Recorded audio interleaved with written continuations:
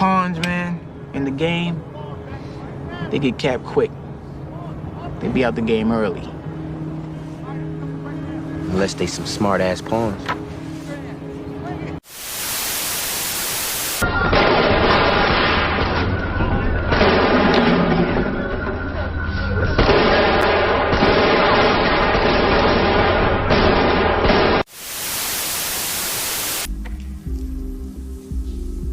This is not meth.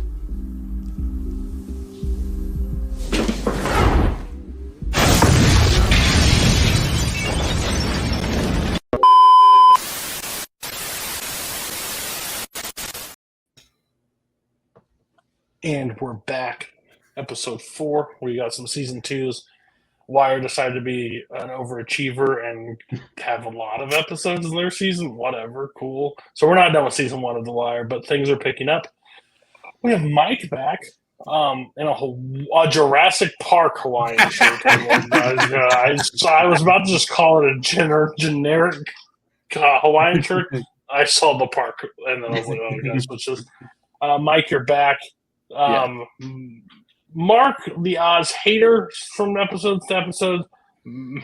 Mike should have won all the Emmys, Hanley. So how are you feeling, and are you ready to watch? And I love when you were like, peek behind the curtain. Mike had a busy week, wasn't able to catch on full of The Wire, but he's seen it, so he'll be able to throw his 2 cents in. But I love that he rewatched The Wire, the Oz of all things. He probably has those things memorized, but he had to make sure he watched those 3 episodes, so he's educated. How are you doing tonight? And how was your viewing experience?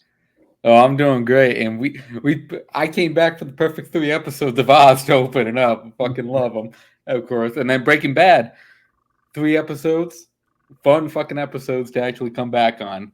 A lot of entertaining shit. There's a lot to talk about with those 2. Yeah, we 3 of us have our children in this fight, and then Matt's just like, I love all of them. They're great children. But we're all like, mine's better than yours. And that's like, good. Mark, I think this is just a big episode. This is a big week for your show in general. But overall, how are you doing, and how was your viewing experience?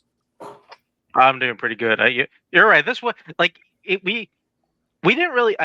Even though we're doing like 3 and 3, we planned it out perfectly. These are just like the perfect 3 episodes of this just to kind of watch, especially to set up for the final 2 going in.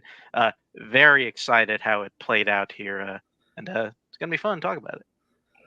If we didn't start with 2, it would have thrown off the group. We started with 2 and then switched to 3, so we were smart. But it was mainly me and Matt not okay with just watching 2 a week, so we needed to up it. And then Matt, lover of all shows and things, and planner of season 2, still actively talking about season 2 before we're done. I've already moved on to season 3. Oh, man. Oh, yeah. We talked about a mini thing that we're going to do prior to the season 2 launch. And if you're, as of recording this right now, not one of these has hit the channel. Not one of these has hit the channel, so we're already planning. Honestly, we may never just release them. This is therapeutic for us, mainly, and we don't care if anybody else enjoys this. Matt, how are you, and how was your viewing experience? I'm doing good. It was a nice Saturday. I got to sit down and relax and have some nice, quiet, peaceful entertainment. Nothing real crazy happened or anything like that. You know, just another day in Baltimore, another day in prison, another day smoking some meth. So who knows? Yeah, good times. Yeah, it was a great time. So we're gonna start like we always start, basically with Oz, because if they're gonna turn off the show, you turn it off with the thing that gets us canceled. And we, Mike, you missed one. I put these 2 on the spot one day. I was like, what is their gang called in there? And both of them sat there and were like, I'm not touching it. It wasn't even intentional, but it happened. I just want to get this out of the way. We have now watched a lot of episodes of a lot of shows. This opening of Oz was my least favorite episode to date. I hated this episode. And I'll just get it out of the way. I don't, and it's not any... It's after that riot and everything that happened, for this to be the next episode, just some shit. just was. If I had to wait months for this, I would have broke my teeth. I told Matt I would have been like, well, they had a good run. I'm not tuning back in for episode 2. But episode 2 and episode 3 take off. Like, they're great. We're right back. And Matt described it perfectly. We're not in End City. We're not in Emerald City. Everybody's in Gen Pop. They're all trying to figure this out. This one dickhead walks around interviewing everybody and like, oh, I've got this, man. I've got this. I've got that. They're trying to pin the female officer on shooting the guy. Like, yes, she did, but who cares? Like, nobody cares about that guy. They tried to paint it like this big thing. He was one. They took over the prison, so technically everybody else opened that door and shot a bunch of people too. So I don't know why she's guilty of anything. They try to make her guilty, which is just stupidity. But yeah, this guy walks around the entire episode interviewing, and like we get more dickhead governor just standing there. And then at the end of the episode, I'm going to run for governor and I'm going to make this announcement. We found nothing. There's nothing to fault anybody for. Oh, fuck. What? Like, and then Beecher's, again, if anything that Schillinger did, he just unleashed fucking crazy Tobias Beecher. Also, I just want this on the record. No one will be able to answer this. How much time has passed since Beecher has entered M City? I know that in between this episode and the next episode, I think they said it was like 8 months. Yeah. And I'm sure it's at least almost a year before that. Yeah, it's got to be close to 2 years. He's in there for 4 fucking years. When does he get out for good behavior? He's working in a nurse's thing. Yes, he smashed some stuff, but they're still letting him work in the He in the bit a nurse's. guy's dick off in this episode. I mean, he also shit on a guy that probably added like 6 months to his sentence at least. Do you think it would? Because we know. So you're fair. I don't think There that was falls under good defecation. behavior. But I want to argue. I just want to argue. Yes, Beecher did bite a penis head off in this episode. The guy put it in his mouth. Yeah, I mean, I'm not faulting him. I'm just saying He it's should gonna not look be in good. trouble for that. He should not. You don't put that thing places you don't want to lose it. And he got like, what a douche! Like that guy was something else. Like, I just realized that the Like- title of this episode is The Tip.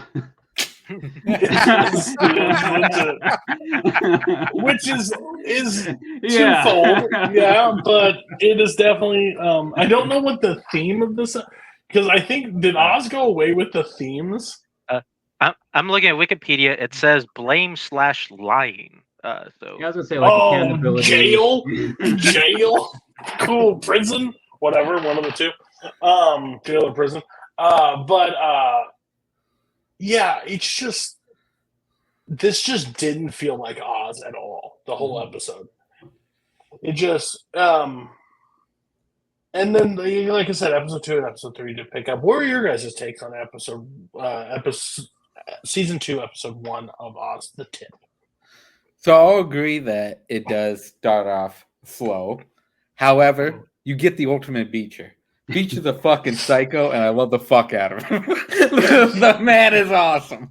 Like he tells him, he keeps asking him to suck his dick, and Beecher's just going, "No, get away from it." And he tells him to. He goes, "Fuck it, then I'm gonna bite your dick off. I'm gonna bite the tip of your dick off for it, just so you can go back to sleep." It's fucking amazing. Like the beard.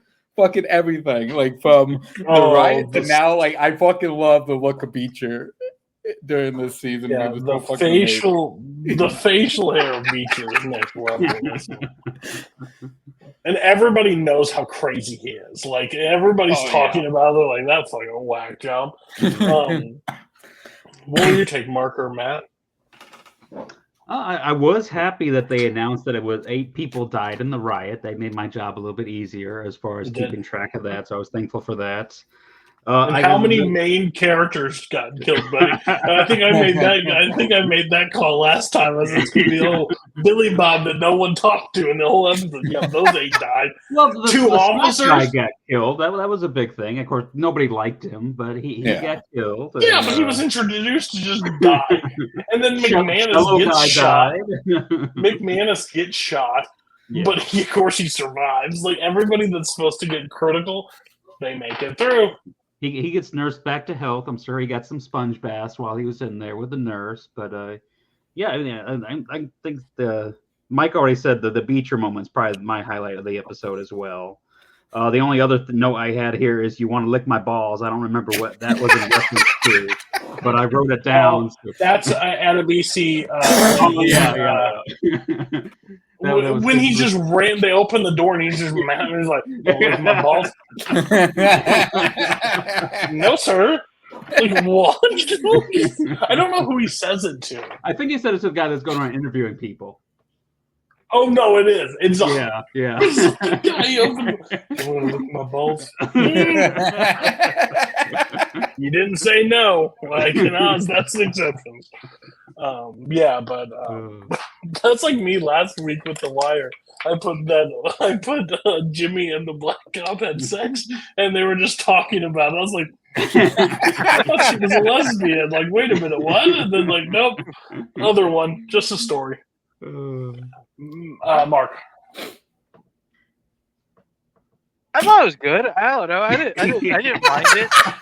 I mean, I don't know. Like, listen, I didn't. All those episodes we hate. I didn't hate. Rudy's boss. Just going around trying to figure out who killed one of the white supremacists. I thought that was fine, and I also just thought it was funny that after all this rigmarole, even though M City was an experiment that we weren't sure how it was going to turn up, and 8 people died. The findings of this investigation were, well, nobody was really at fault, so we're free to open this back up and do it all over again. I'm like, this is fucking stupid. Like, I feel like this show is just already kind of going down this silly path, and I don't mind it when it goes silly. I kind of like it now that it's just kind of committing to it a little bit. And that is kind of funny too, because you think the governor would be totally against them reopening this. Oh yeah, they'd be like, okay, that was stupid, didn't work. There was a riot. No, just throw them all back in the regular cells. That's done. But no, it's back 8 months later. They cleaned it up. Well, no, I think it's even dumber that they're worried about this one guy when they looked at everybody else's death, but they're like, this one just doesn't make sense. This one's a murder. Well, what about the 6 other people that died in the process? And I'm sorry, weren't cops hostages in this? What did you want them to do? Be like, oh, thanks for letting me go. We'll talk later, buddy. The difference is that they all died from the bullets of the SWAT team thing. So it was a different bullet. Yeah, so that kind of opened up the whole can of worms. Which, like I said, nobody cared about that guy, so I don't see the point of really getting too deep into it. But yeah, and then like it just everybody's like, you know what? I'll head back to M City. Everything's fine. Like, oh wait, no, because then we'll go into episode 2. Like everybody just like, oh, this was a one-time thing. They'll all forget about it. Like, I mean, I will say this: I could be, if I were watching this in real time, I would maybe be upset a little bit knowing that there's only 8 episodes, and we chose to spend a whole episode just doing this. I could see that. I'll at least kind of, say that. And okay, so see, episode 2 basically starts out. Well, I think the main talking point. There's 2 main, I guess, storylines from this one, and it's the warden's daughter, right? Is this in this episode? I believe so. Oh, the warden's daughter. Oh no, the warden's daughter is episode 2. Yeah, that's what. Okay, yeah, so So episode 2 is the warden's daughter, and that Beecher is not going to let Schillinger just walk away. Yeah, oh, yeah. He's like, ooh, it's funny. You know, computers, they're funny. They take everything we put in. I can add in fractions. I can take them away. You're not fucking leaving. Like, just like tells him. And he's like, you see a lot clearer when you get fucked in the ass. Like, that's just crazy things he just says, too. Like, this guy. And you get the greatest He's probably interaction not between wrong. Schillinger and his dad, which is one of my Oh, favorite yeah. fucking parts of that. He calls his dad a cocksucker and he goes, "Come on, Dad." That's my favorite note on here. Schillinger's dad flipping him off as he's walking out. So yeah, Schillinger's sons are missing, so he is pushing harder for thing. But Beecher's basically telling him he's not going to be escaping. He's not going to let him out. He's going to drive him crazy. Schillinger then goes on a mission goes to everybody basically. Yeah. I do love that he's true to form because he goes to Adebisi, Yeah. and he just stares at him and goes, and then just walks away. It's a comedic. Like, I'm trying everybody up. I'm not trying this. No, F you. I'm not doing it. Like, gets angry with him. And then basically he talks to the female cop, like, oh, I know you killed Ross, blah, blah, blah. I need you to kill Beecher for me. Okay, $2,000, sure, done deal. Like, gets him out of the cell, walks. Beecher, Schillinger's like, hey.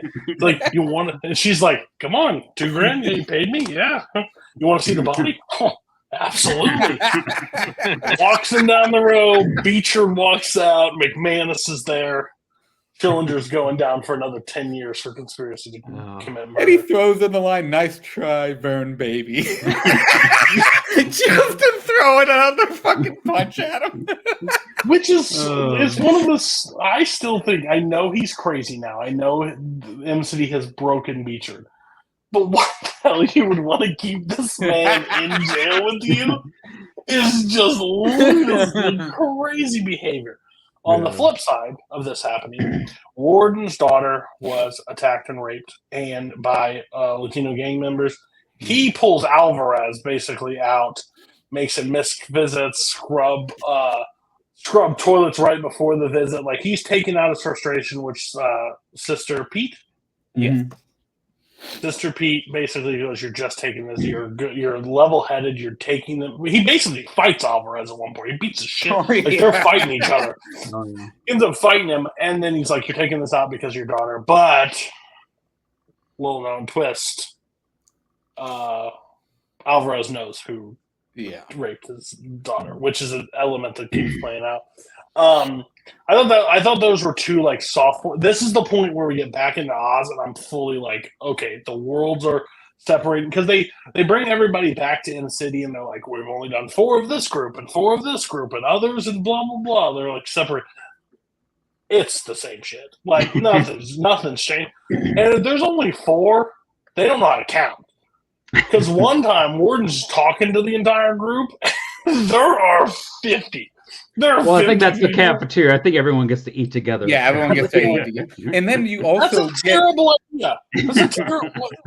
It's like when the warden leaves Alvarez in the room with that female secretary with no officers. On like her first day or something like that, practically. I hate him so much. He won't do anything. Like, I saw her like behind the desks because I forgot. I was like, oh, another girl from McManus to try to find. Like, this is what this is gonna be. Like, McManus has got another one to hit. So overall, 2 storylines. I think they're really great storylines. I think they were like the heart, like basically kind of the corrupt of Oz. Like, the warden's still trying to like lash out. I guess you don't really know how to act in that situation. You're mad. You're trying to figure out anything. But I think the Schillinger Beecher stuff is like top tier, like level stuff. So what were your guys' take on that one? And like anything I missed? Or main thing. Those are the main things. But there's other things, of course, that happen. See, all the you do get your regular groups, but then you get the great group of fucking Beecher, Hill, Rebodow, and fucking Mole, and then you get fucking Hill going Mole. to you get Hill going to McManus, going, I'm not a fucking other. Why are you putting me with Beecher? The man bit someone's dick off. and Beecher gets up in the middle of the night. He just puts his hand in his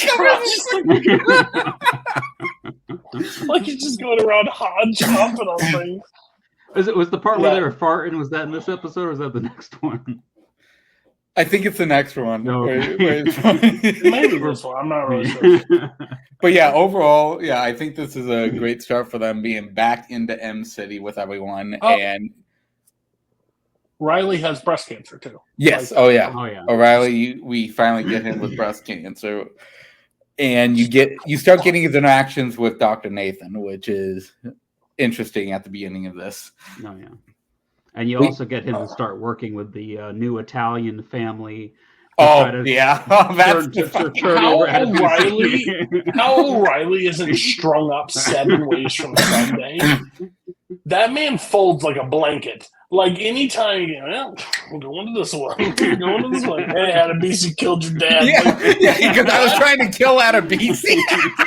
Like, why are you fucking believing that? And also, like, what power? Like, I get that we're trying to believe this, right?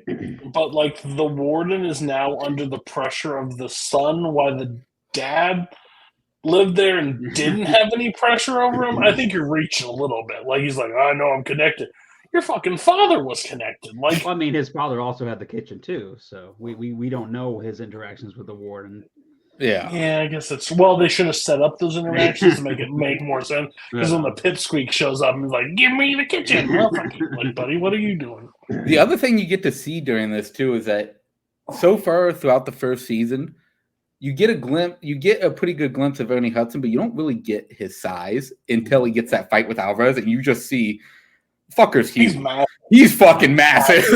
Like, there's a shot in the camera where you don't see Alvarez no more. You just see fucking Ernie Hudson on top of him. When he's in that white tank top and in the boxing ring just punching, you're just like, God damn. Yeah. Like, and McMahon stands next to him. It's like Rob and Jake from MTV. They make no sense. Mark, what was your takes on the overall Oz episode 2? Yeah, I liked it. I mean, it's Man, there's so many fucking words.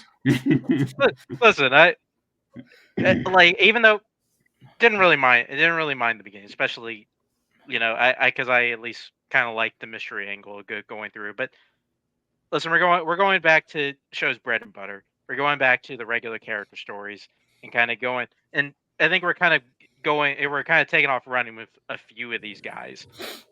Like, even though didn't really get a lot of the warden character before, we're starting to get more of a story in there. Yeah, I didn't think about it before, but yeah, Ernie Hudson was definitely. They brought the Ghostbusters brought him in for muscle. Yeah, Crazy Beecher is the best Beecher. He really is. Like, he's awesome, and just and it was also a thing because kind of watching this episode, I was like, wait, when O'Reilly was sick, I was like, oh wait, did he get breast cancer? Like, I was half remembering. Oh yeah, that was a weird thing they did with O'Reilly. Yeah, he got breast cancer for some reason. Didn't deal with that. It felt like deja vu because he's sitting there and he's bleeding. I'm like, oh yeah, he gets breast cancer. Like, I was sitting there, I was like, it's very rare in men. I'm like the one thing that they do in this show that it just is the only thing that's just starting to drive me nuts is they waste my time with saying, this guy, this is the crime, this is just to whack him 30 seconds later. Like, there's a moment where the Aryan brother race has to like reassert their dominance, and they're like, let's go to the one guy we can find. Who the fuck is this guy? And then dead. I'm so happy he killed 2 old people. Like attempted murder. That looks like real murder to me, buddy. I don't know. He stabbed that old guy 12,000 times. But like, it's like. And I know it does matter because they're going to have those moments, right? They're going to be those, like, true, like, Oz doesn't treat it like, oh, just this one-off character that you don't really know dies. They'll take real people's lives at some point. but it's losing that effect for me because I'm like, I want them to have some weight to it if it's going to like take time out of the episode to tell me. Like, you remember the episode where they're like, find the informant, find the rat that's in it, and then the very next thing, he's hanging. Yeah. We didn't have to have a huge story. They could have not showed me that kid. They should have just hung him up in the thing and be like, okay, well, that's a fucking clear message. Like, that stuff is the only thing that's bugging me.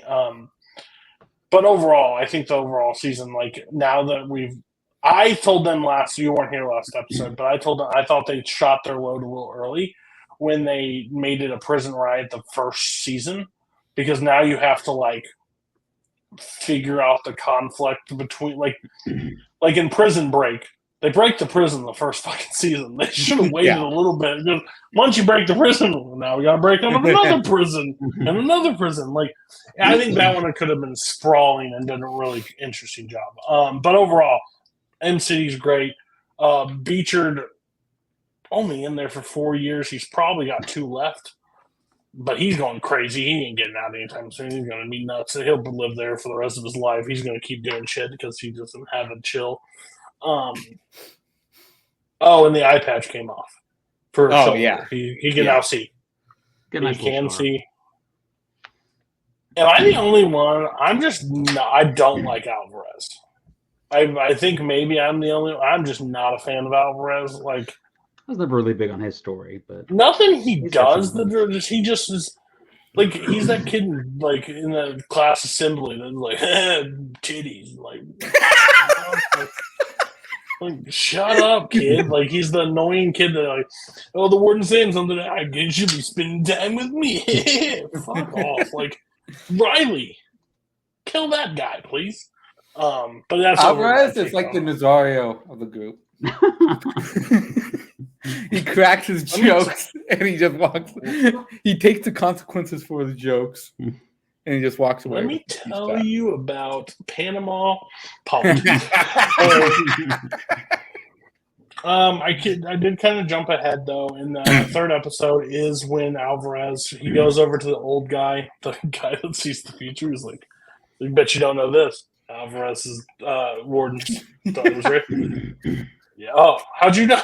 Well, I bet you don't know who. I don't know that fact. I do not. And the one guy just randomly goes up to the I like getting fucked in the ass. Okay, cool, man. That's awesome.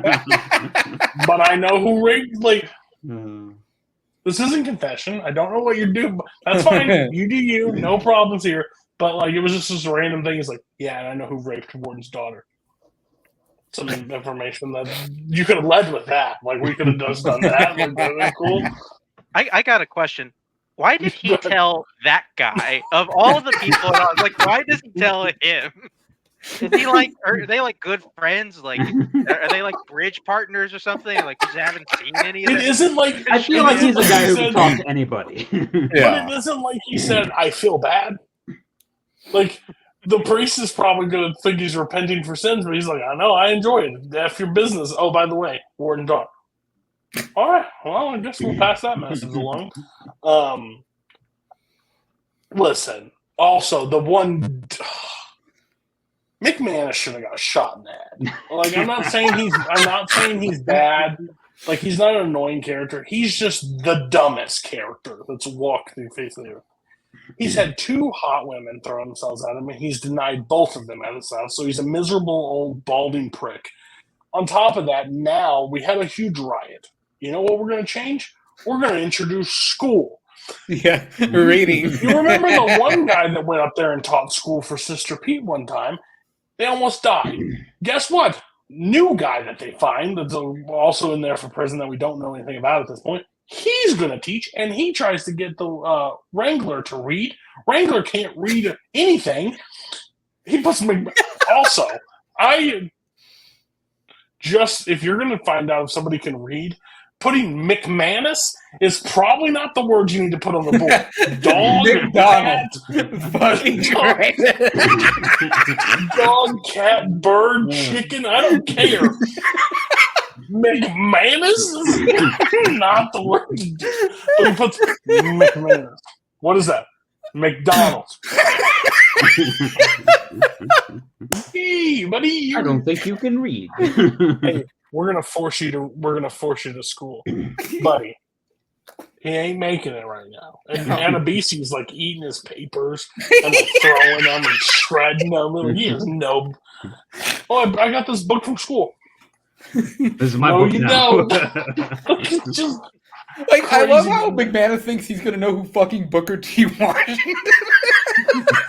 It's just so fucking ridiculous. motherfucker thought your last name was McDonald's. Like, we're done.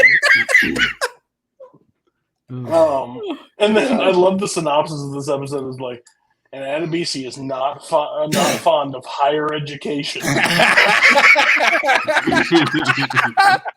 Yeah, think, buddy. I could have told you that. He tries to get out of BC to go to school, which is fucking insane. What Hills? Somebody gets a.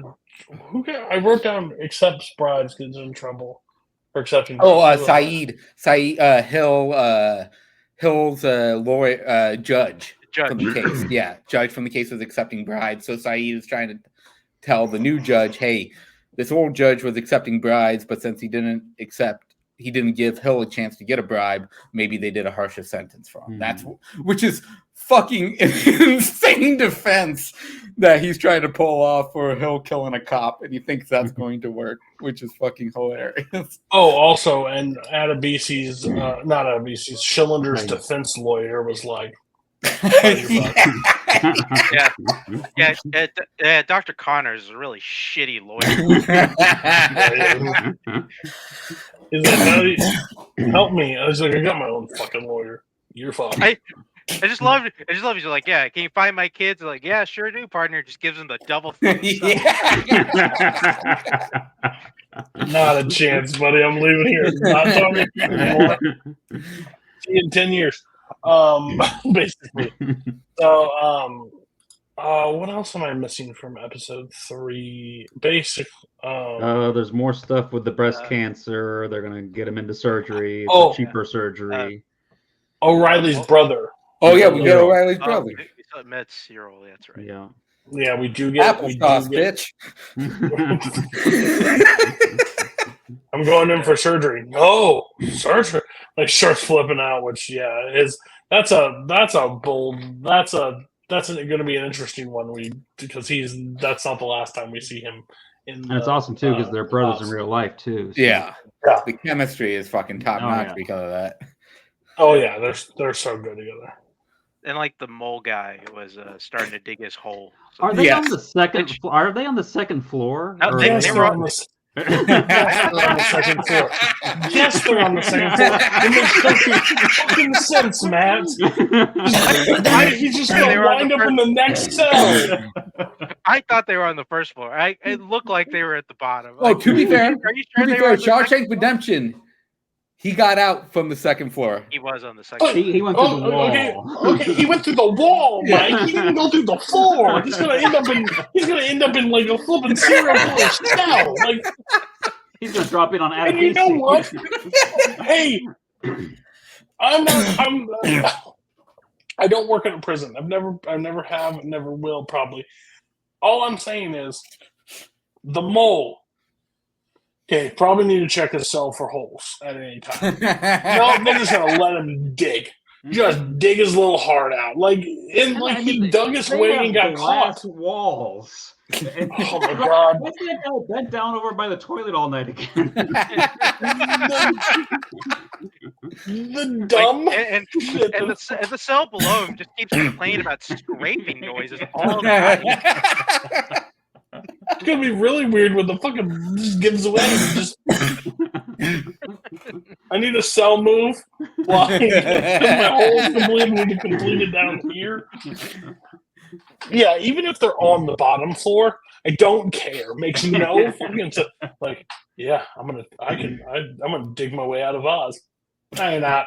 No, you're not. At Like, least not in a Shawshank, chance. that was an old ass prison. This is like a new facility. And are we to believe this is like? I don't know this. I don't have the research. Were security cameras invented in like 2005? Oh. Because how do we not have? And please tell me. No, that's what's funny is that they're dipshits- looking at cameras when they're in the upper secular I, thing. literally, So where the I fuck was are those literally cameras about to. at? I was literally about to tell you that, yeah, because old Tweedledee and Tweedledum sit their ass in the middle of the bullpen every night. Just like, Oh, look, the Like monk's got cross- food poisoning again. oh man, He's he's by that camped out in toilet front of that again. toilet every night.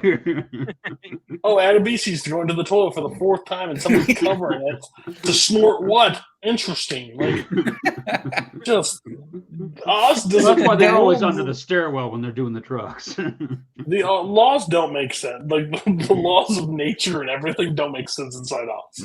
So, Oh, we also get the group. I forgot. We forgot to mention this The second council, episode. The yeah. council. Oh, We get Where the they have fucking one council, which representative for is each fucking group. amazing. The representatives of that council are fucking amazing. and Schillinger does get. student council. Schillinger gets the crap beat out of him by Yes. a couple African Americans. It's like, you're a leader of the Aryan race, right? And you're like, yeah. They just beat the fuck out of him. He's like, what's happening to the Aryan brothers? Because he gets a bunch of pussies. You've been in the hole. You've got shit in your mouth. Like, what are you talking about? Like, don't look at me for my problems. Look at your own self. Okay. Anything else on Oz before we move on? I don't want to shortchange anybody. We hit everything. Yeah, I think we covered everything pretty good.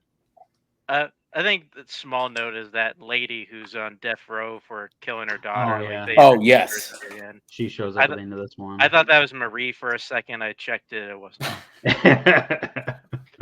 She could be sentenced, I'll tell you that much.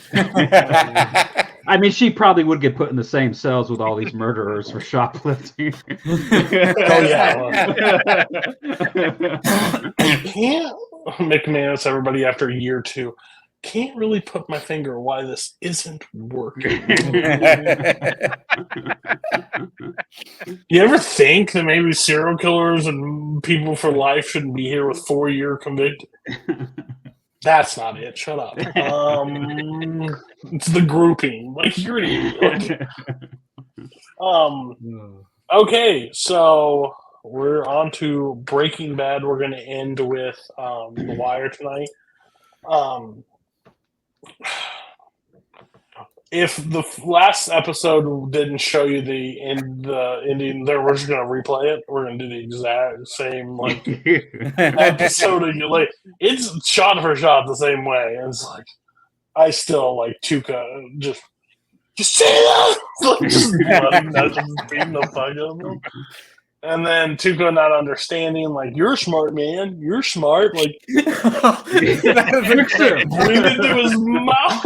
I ain't doing that. He fucking stops him from driving away going, what's wrong with him? What the fuck do you think is wrong with him? You beat the fuck out of him. What, you can't take a beating? Pussy. Pussy, yeah. So basically the guy that he beats the fuck out of ends up dying. I don't know the starts with a G. Gonzo. Gonzo. Gonzo. Yeah. Gonzo, like, it's not very Christian of us to just put him in the family. The Lord, I'm pretty sure, is not happy with any of the shit y'all just did, so whatever. Oh, God. End up, like, putting him underneath, like, the car because he can't get a trunk open. So he just puts him in there and hides it. That'll come up later in the point. But basically, Jesse and Walt are sitting in the car, and Walt is doing, like, calculation, like, we need to do this for 10 more weeks so I have enough and we can just be done. It's over 10 more weeks. They're trying to leave. The car pulls back, like, car shows back up. Tuco, the guy is dying. He ends up having to leave, but they are like, see you in another week, Heisenberg, blah, blah. Like, We need to meet in a public place. yeah, we need to leave in a public place. What do you want? They end up tailing Jesse and Walt. Basically, they don't seem... or at least something's they think not they're being up. trailed.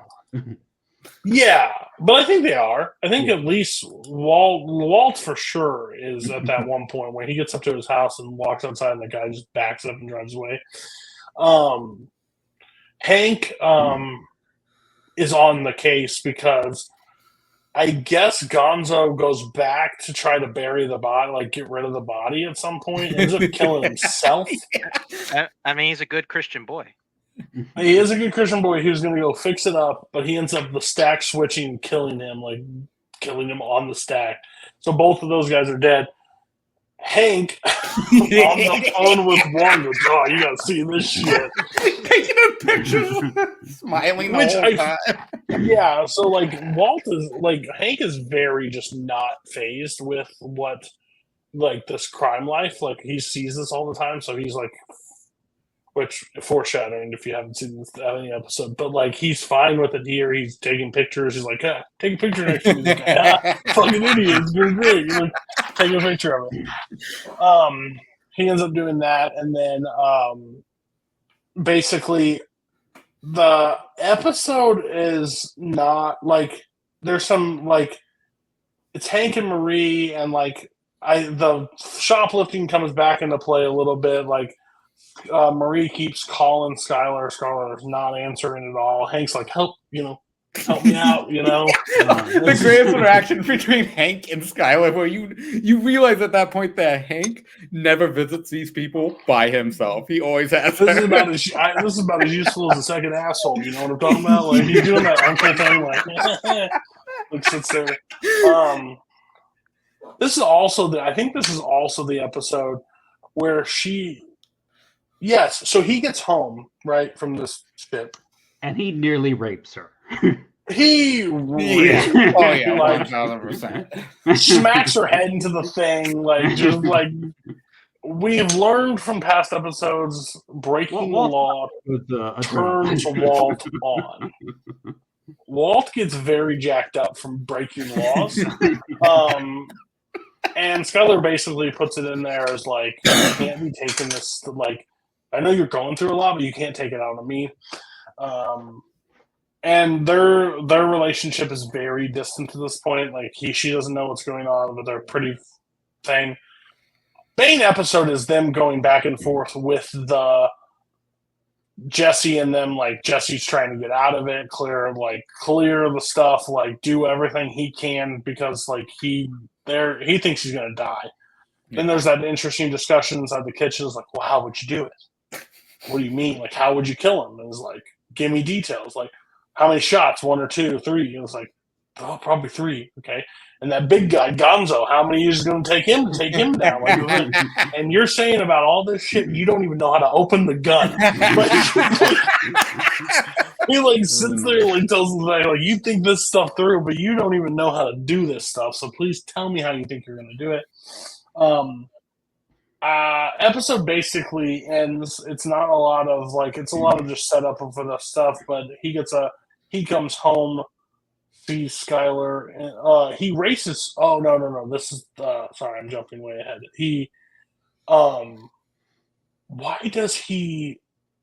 Why do they run? Walt runs back home because of some incidents.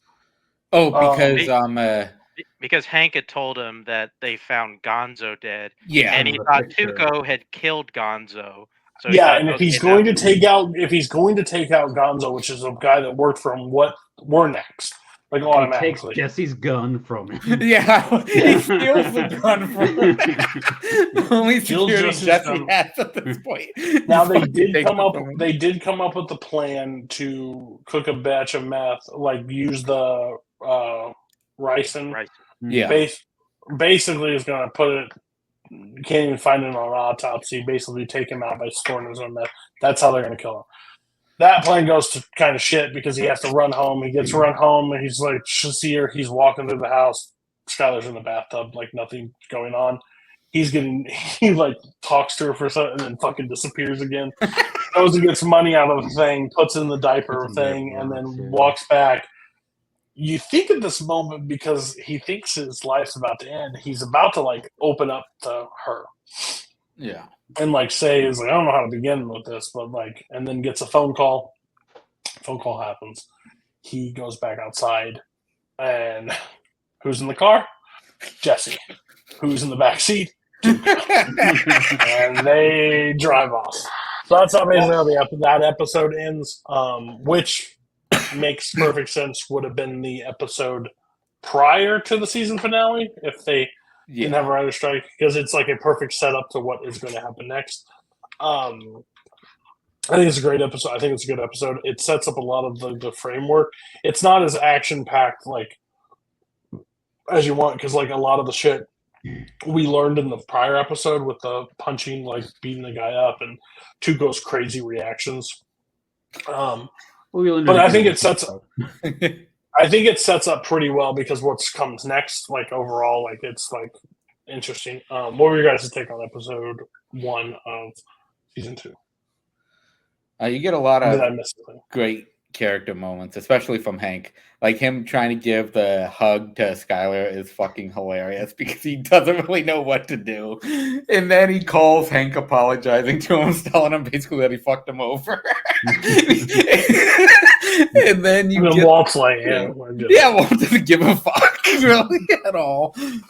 And the interaction between Walt and Jesse, it's during the planning of the supposed planning of it, is hilarious. But you also see the fact that Walt still even in stress, he still has the smarts to try to figure out the best way to take out this crazed maniac by not shooting him, by going, the man snorts anything, so let's give him this.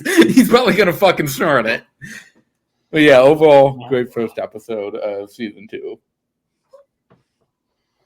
Yeah, I mean, it does a great job of building up on the finale of the last season.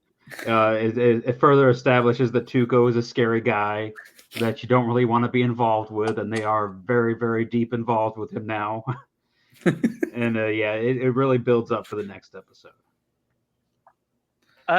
Yeah, I mean, kind of a lot of things everybody said, although I just want to point out one thing here, which I just kind of hope was maybe a thing. I partially hope in some way there's somebody, who, I don't know, were assassin or, whatever, had used ricin as like their method of, killing somebody. And now this show has gotten so popular. Every single person in the world, I think, knows what ricin is and knows it's this big poison. Like, who heard of ricin before? And person went to jail. A person went to jail from the show because they tried to. They saw it and they tried to use it. Yeah, because they didn't realize that Breaking Bad's like the most popular fucking show ever, and everyone's gonna look for this shit now. That's now on the autopsy checklist. Yeah, it didn't show up on autopsy. It does now. They make sure that shit doesn't change. But yeah, overall, I think this sets the groundwork. I won't say it's the best episode so far we've watched, but this next episode I think is top tier episode overall. So this next episode. Oh, the other thing we missed is it's setting up the season with the. It starts off with the stuff in the pool, the bear and stuff like that. Oh yeah. Oh yes. Season. Pay attention if you haven't watched this. Pay attention to the titles of this season. Like the titles of the episodes basically lay out what ends up happening. It's a very cool Easter egg. I think Vince Gilligan is one of the smartest TV minds that's existed. He just knows how to plan things. Stuff that happens in episode 1 pays off in episode 6, the end. So he does not leave things untied. He ties them all up. It's really cool. Next episode is basically Walt and Jesse are in Tuco's lovely desert trunk of his car. So besides they were just driving, he ends up putting Jesse in the car and Walt in the car. I love Jesse gets mouthy at one point. He's like, "Shoot me in here! You're gonna shoot me, and you gotta clean up." He's like, "It's your car, idiot. I don't have to clean anything."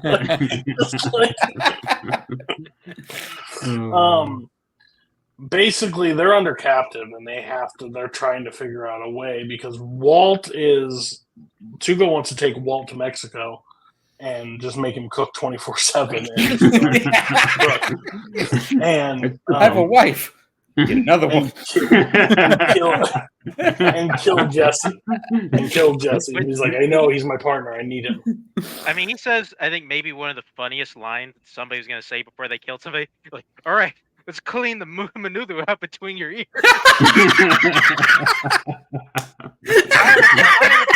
There's the coolest fucking thing I think I've heard somebody say. He's got all this stuff, too. Like, he's crazy. He's snorting meth every 5 seconds. His uncle, I don't know the uncle is uncle, yeah. All like one of the top characters in Breaking Bad. Like, if you've never seen it, just one of the top. He's completely mute. He only answers with a bell. Which you don't even know. He's mad because he changed the channel. You didn't know that yet. You don't know that, but there's a bell attached to that, and you don't know why there's a bell attached to it. But they're going back and forth. Tugo is basically, his cousins are coming. They're going to just figure that all. They're going to deal with all that. He makes a mean-looking burrito. I will say, like, this man is like got marinated onions. Like, this stuff looks fire. Like, good cooking. And the disrespect from his uncle just throwing it on the floor.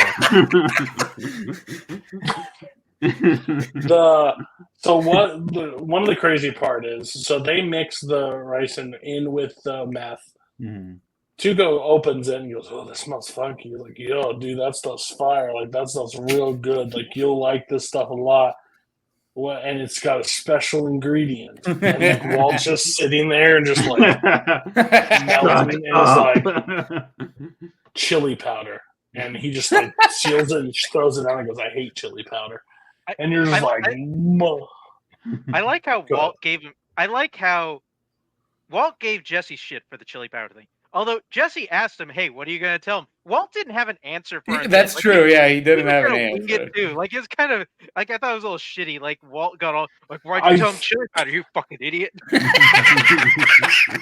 Crazy to think that Walt makes Jesse feel bad about everything he ever does. Yeah, that's a theme that we'll pick up for the rest of the time. But overall, just he throws it down, so that isn't going to work. So now it's dinner time. While this is happening, Hank and Skylar are invested, like, looking for Walt. Like, he's been kidnapped. They don't know where he is. They're trying to hunt him down. Hank is like checking in with Jesse's parents, like trying to figure it out, like sees if he has LoJack on the car, see if he can find the stuff. Does his due diligence, like he's been through the ringer, like knows how to get into Walt's car, like he knows there's a key hidden there. He just has to search a little bit. So that's happening in the meantime while Walt and Jesse are away at sleepaway camp. And then it is burrito time, taco time. So they all sit down. Walt could not move slower if he tried. Yeah, goddamn. I don't know how much of that he needed to ingest. I think he just dropped the so Walt and Jesse sit down and he has to get his uncle, like, try to take the brakes off and turn him and basically moves him in there. Walt unrattled, like, one hand. I don't think he uses two hands at all, but just opens it up and, like, dumps the stuff in there and goes to roll it. And when he turns around, the uncle sees him, and those eyes, like those infamous eyes, just click into him, and you just start hearing a bell just chiming. It's like, what the fuck is this? Now, I did skip an important part. Gonzo and the other guy are shown on the TV, and Walt, like, jumps up and switches it. And, like, he finds out, like, the uncle's not fully there. Like, he's like, okay, you're just not present. You're not home. Like, that's great. Ends up dumping this fucking bell just starts chiming. Like, bitch. And then he's like, fine, you can have my burrito. You know, I eat first. That's the deal.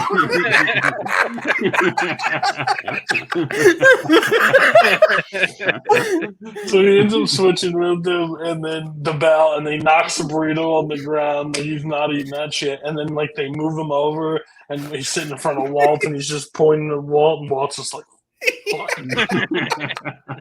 So then time passes. Basically, they're sitting in front of it again a little bit. Tuco's got his fucking M16 and he's firing at cows. There's nothing left, man. There's nothing. Snorts some more meth. And then the bell starts chiming. And he's like, do you not like these? And ding. Do you not trust them? Ding. And he's like, did they do something to you? What did you do to him? Ding. And then he like sits there and he looks at him and is like, I changed the TV. I changed the TV. I changed, and so Jess is like, "Yeah, he didn't get to see his mamacita, like whatever." This fine lady's like, "He changed them," and he was like, "Is that it, Tito?" Nothing. It's like, damn, I don't trust them. So then Walt basically, Tuco takes Jesse and like he tosses him out the fucking door to break in the in the hardest. There was no cut. Aaron Paul like cracked his head over. He had to. Like he hit that floor and the ramp so hard. Like I was like, it looked so real. And then he's sitting there. He's like, "Well, I'll kill you." Blah blah blah. He's like, "What'd you do? What'd you do?" And then Walt's like, "We tried to poison you because you're a despicable human filth of an animal." Blah blah. Like just says like the thing. And like Tuco like looks at him, and then Jesse cracks him in the fucking head with that rock. They shoot him in the side, and then dumb. They shoot him in the side, and they're just going to leave him in the hole to bleed out. Motherfucker, these people have seen your face. They have your identification because he goes through all his. He goes, "You're Heisenberg," and like going through his thing, it's like Walter Harwell White or whatever. It's like cinnamon. Oh yeah, like just like doesn't understand like anything. Zombieland hadn't come out yet. They hadn't heard the term double tap. Yeah, but like he's just bleeding out, so he's just laying there bleeding out, and then they go to get in the car, and they see a trail coming down the things like the cousins. They bolt. Tuco's not dead. Tuco gets out of the thing. I'll be real honest with you, not really that injured. Yeah, he's got a bullet hole. He's moving fine. No, he's running on meth. True. The man's got unlimited power. Yeah, the man's 95% meth at this point. Yeah. He did. I know. He tried to take a bite of that burrito. Also, one of the best lines is when he's hitting the bell. Don't you dare tell me you're hungry.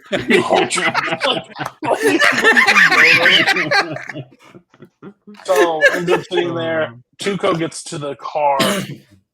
Hank is in the vehicle. Hank pulls up because the LoJack in Jesse's car is there. He turns. He knows exactly who he is because he's been looking for him because of his other associates. They raided all his house. They know all the stuff. Turns to him and grabs the M16 from inside Jesse's car and just starts firing at each other. Then one of the most badass moments while he's reloading, Hank's just like ready. As soon as he pops, just takes him out. Pulls that. Hank the only is difference a is horrible shot until he needs to be a good shot. Right. He's a stormtrooper until he isn't. And then he sits there. Hank and Jesse they hear a lot of gunshots. They don't really see anything. And then all of a sudden, Hank walks up and Walt goes, "Fuck." Like, bolts. Like, runs through the situation. And they like go in the desert, they pull out the gun, and that's the end of that episode, I believe, right? Yeah. Because the next episode opens up with them like coming up with the plan. I may have missed this, but has it been discovered where Walt and Jesse's IDs and everything are still at that house? Was that ever brought into anything? No, because they let him put it back in their pockets. Yeah. He okay, He they just did. breaks the phones and Okay, I saw him just take. I forgot that moment because I'm like, that puts them at. But that would have been the major plot. I mean, yeah, because they had possession of the meth, so like they definitely got their stuff back. Yeah. Oh right, you're right.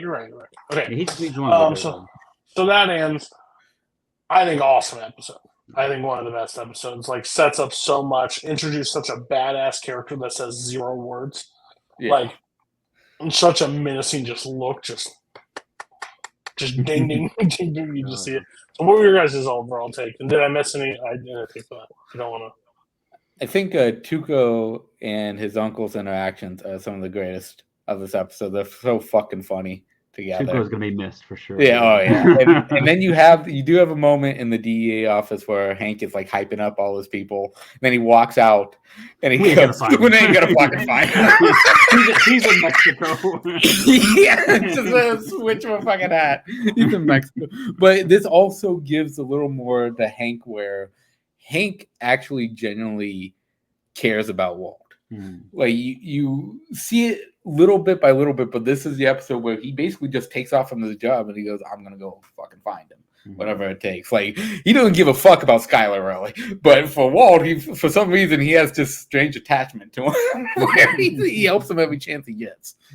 And he doesn't really give any like breakdown either of what like he doesn't use any of like when he's talking to Jesse's mom, he doesn't say like he's a part of the officer until she asks. Like he's honestly trying to keep this off the books as much as possible for him. Some would say he's also like one of the worst like cops ever to walk there. Oh like, yeah, how he doesn't see this shit. Back and forth. How he doesn't see this shit is just like he's blinded, but like you're really blind, buddy. He has kind of stated it throughout, and he continues to state it throughout that he is a fucking moron, pretty much, compared to Walt. Like, compared to Walt, he's a fucking moron, and he realizes that. He's more of the muscle guy.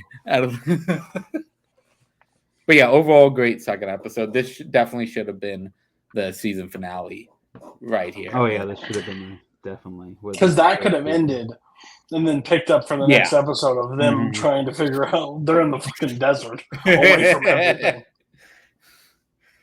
Yeah, the great episode. I think we pretty much covered all the stuff I had here. One of the notes I got is they're in the middle of the desert. That house does not have air conditioning, and Jesse just stays in that jacket the whole time. And Walt's got lung cancer, and he is not. He doesn't cough. He doesn't hack. He doesn't. And they bolted, and he doesn't do anything. He's running in freaking the desert heat. Like, And then the other thing I got here is Marie cannot be trusted with information or comforting anyone at any time. Yeah. He's like, what about this? Oh, well, you think that's just it? Like, bitch, shut up. Like, you stole shit. Why are you talking? Like Walt could be a criminal. Bitch, you're a criminal. What are we talking about? Maybe he's having an affair. You think Walt's having an affair? Shut that down within a second. He's also such a bitch. When she runs over that kid's car, fucking dick, and the kid Hank goes, just like gives him money for it. After she tries to gaslight Hank about her going to therapy. Poor Hank, man. That man fucking deals with it from all circles. And his life isn't going to get any easier. That's crazy. Mark, what do you think? Oh yeah, you guys just bring up a good point, at least about Tuco and his uncles. There's a lot of claims in there that he cares greatly for his uncle. He loves him. However, he does put him in this shack in the heat of New Mexico with what looks to be like basic cable, like 4 channels, most in Spanish, with no ceiling fan. in this fucking clay house out in the middle of nowhere. Like, what the fuck is that all about? Are we supposed to believe that Tuco's driving out there like 3 times a day to feed this guy? He probably hasn't seen his ass in months.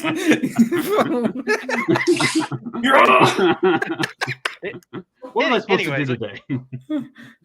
Anyway, yeah, this was a really great episode. It's definitely one of the best.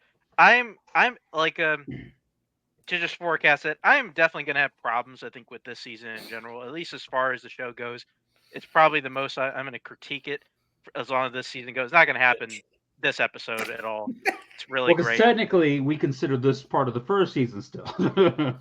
Sure. And a thing I found kind of funny is as we were watching last week, is that I would say even though the show has a lot of really memorable villains, Tuco I think is a super memorable villain. Everybody knows who Tuco is. They can state at least 5 moments that of Tuco that just pop in their head, and he's only in this show for 4 fucking episodes.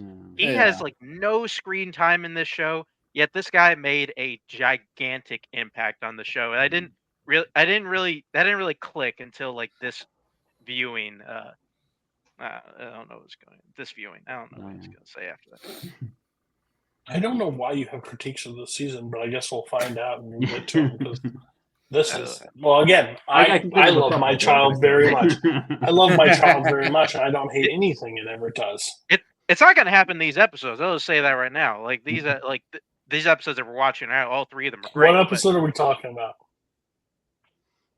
Honestly, it's a lot of the middle stuff. Once we get into the middle stuff, I would say probably after Peekaboo. After Peekaboo, there's a couple episodes where it just kind of feels like, we'll just get into it. Let's just say after Peekaboo. You're so wrong, but it's fine.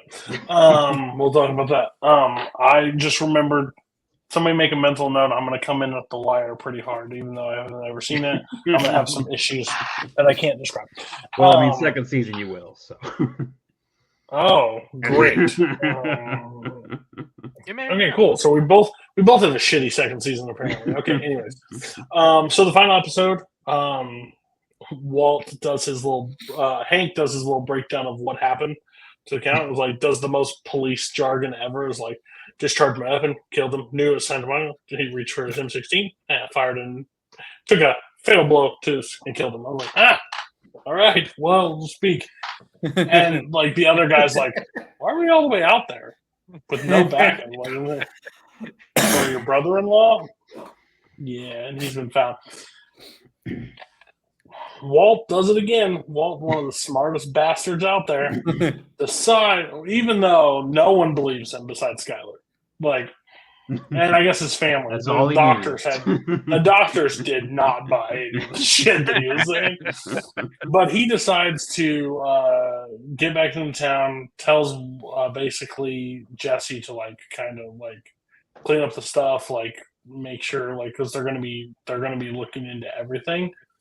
Walt strips down naked and just walks into leaves clues as he's walking. The poor lady. And he's just standing in the supermarket, butt-ass naked, just standing there, claiming that he was on all this medicine and stuff like that. He misses his, doesn't know what happened, has a non-memory of what happened in the past few days. So that's how Walt wants to get away from it. I want to know how good he felt. I mean, because he was walking in the desert for a day and a half and then just took off all his clothes in the fucking refrigeration section of the... He had to feel like heaven. If I lived in Arizona, New Mexico, Texas, I think I would just visit the frozen section every once in a while. Just, do you have a walk-in that I can just walk through? Because gosh, everything has to just be moist. Every bit of your body in that area just you have to sweat in places you didn't even know you had. But yeah, he ends up stripping down naked and going through it. Hank's got Pinkman. Is looking for Pinkman, on the hunt for Pinkman. He's like, something. You're going to tell me something.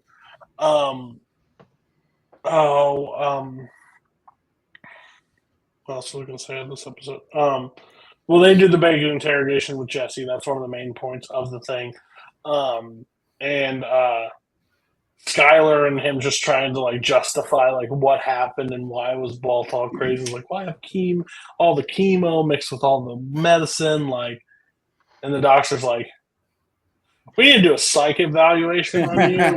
This doesn't make any sense. And they're like, you're going to have to stay for a couple days, to go through it. Kind of one of the best monologues he does also given this, when he's giving it to, when the therapist is standing there and he's like, everyone in my class. Like, I am overqualified science teacher that makes $43,000 a year. I have my wife's 7 months pregnant, where this was not planned. My son has cerebral palsy. I have about 18 months to live. So yeah, you could say I'm kind of going through it. Like I'm feeling a little down about why I wouldn't want to end it. So it's like a really interesting, like, what is he trying to escape from? So he kind of gives that all breakdown. I think the best part of the episode is when Hank Jesse and this girl to build up an alibi are in this room together. They bust in and they break in, they bring them all down. Hank is interviewing Jesse, just like, I don't know, no Tico, like, I don't know what you're talking about, bitch. Like, all that shit doesn't, but not okay with it. They interview her. She's like, aren't you the one that tried to get me to fuck that kid? Like, that football You ball player. pervert. Go me like, wait, what?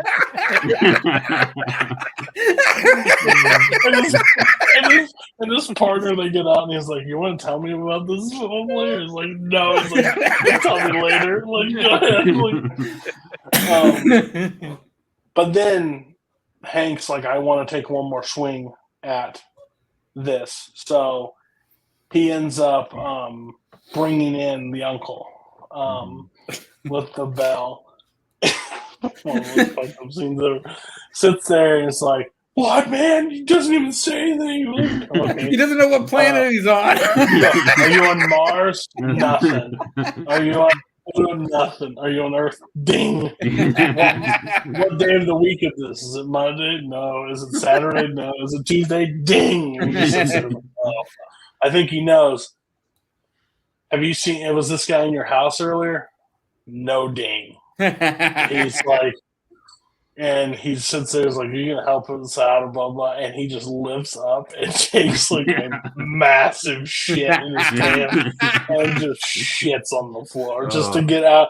And he's like, dude, the man spent so much time in whatever prison, he ain't gonna rat to no feds regardless of what's the situation. Like, doesn't have any buried. So I thought that was really cool, but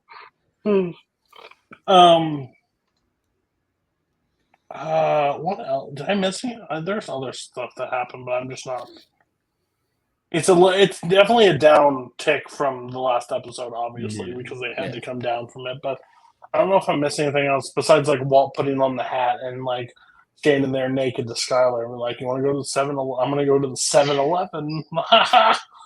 Fucking crazy ass. Like, his plan fixed their relationship at least. Oh no, there is a good moment I forgot about. Jesse calls Walt and they have a conversation, and Walt basically asks about everything about himself.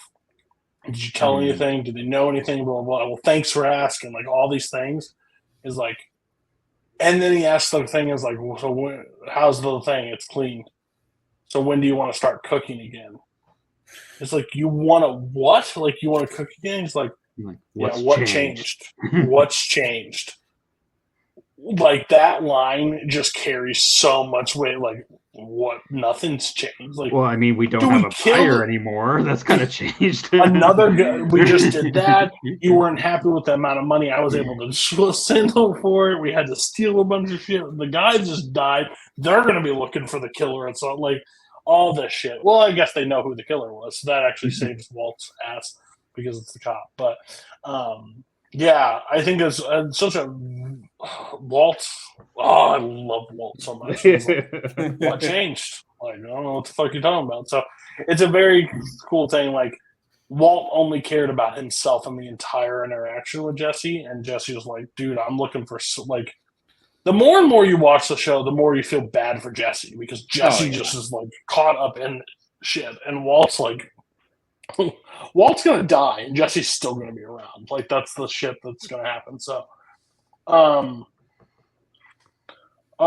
anything else I missed on that episode? And any like great shit sound effects? I think the sound guy did a really good job.